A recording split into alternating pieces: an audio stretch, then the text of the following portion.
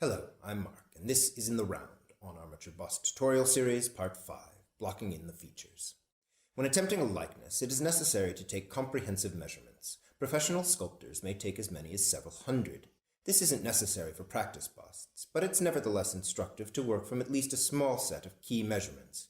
You can take these from yourself or from a friend, or you can use mine, which I've provided below.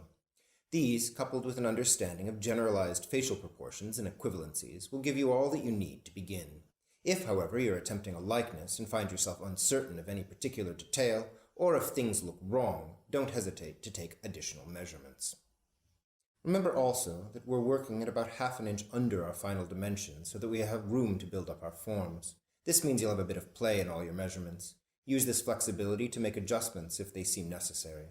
As we build up the structures of the face, the measurements will come more clearly and accurately into focus. Record the following measurements, remembering to compensate for clay shrinkage if you so choose.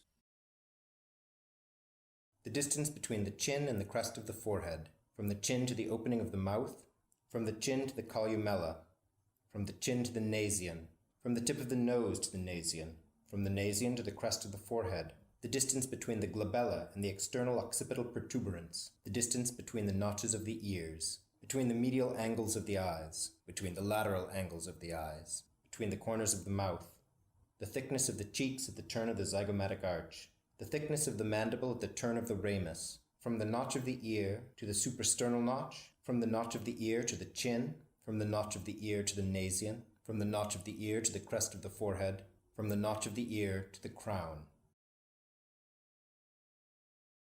Working first from the front, find the midline. You could use a plumb line for this, or a square if you want, but it's not necessary.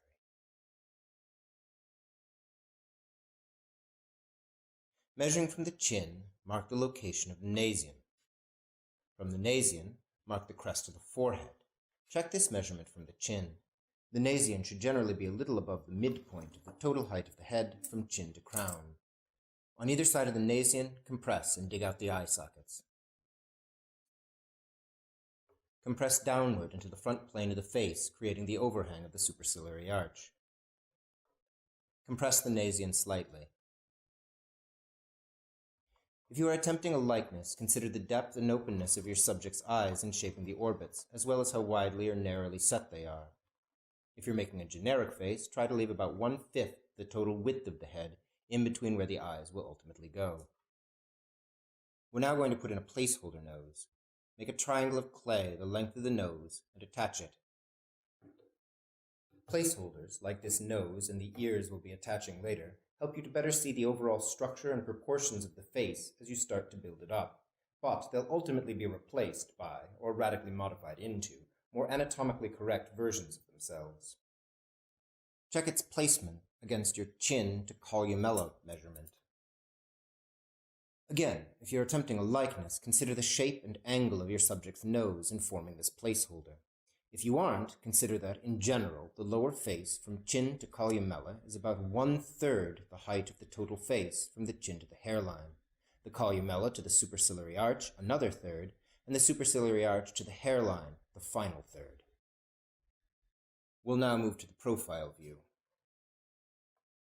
Measure from the sternal notch, the chin, the nasion, the crest of the forehead, and the crown, to the notches of the ears on both the left and the right sides. These arcs should intersect at the notch of the ear. Make a hole at that point. Now we're going to put in placeholder ears. Take 2 equal balls of clay and shape them like orange segments, not like slices, but like segments.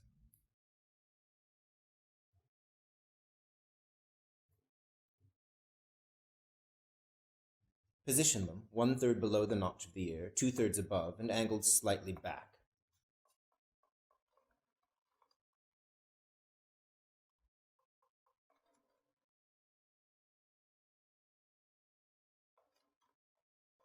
These placeholders should roughly correspond to the size and angle of your subject's ears if you're attempting a likeness.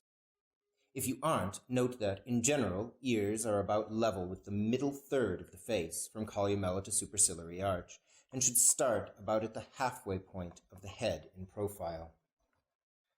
Note also that the widest part of the head is generally just above the ears, and the head will taper forward into the front plane of the face. Mark the jawline down from the notch of the ear.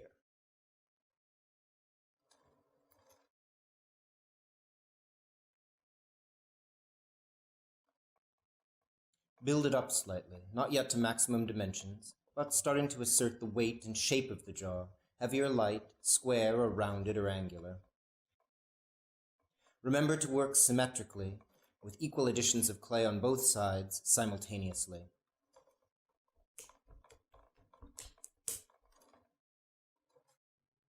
Check the thickness of the mandible at the turn of the ramus, remembering that we're still working slightly under maximum dimensions. Build out the cheekbones as they turn backwards into the zygomatic arches, which lead as planar ridges back towards the ears.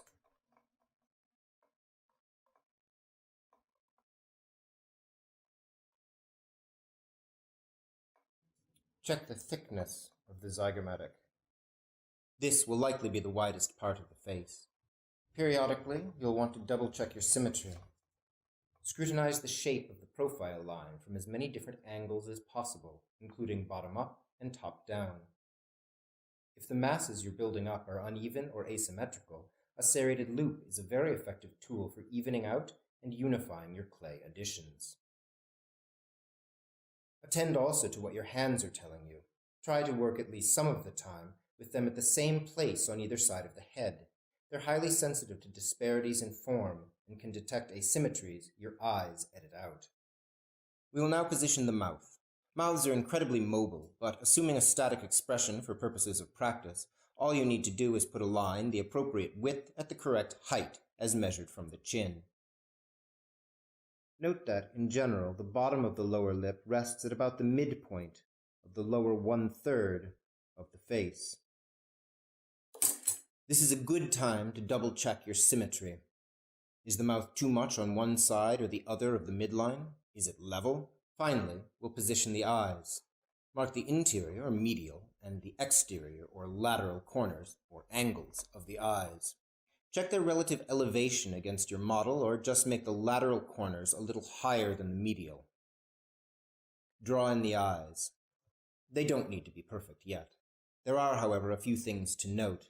The curve of the upper lid will be fuller, and crest about 1/4 to 1/3 of the way from the medial corner of the eye. The curve of the lower lid will be shallower and crest about 1/4 to 1/3 of the way from the lateral corner of the eye. Check the symmetry of the eyes, their likeness to each other, their angle, their elevation, and their distance from the midline. Double-check your measurements and refine to your satisfaction.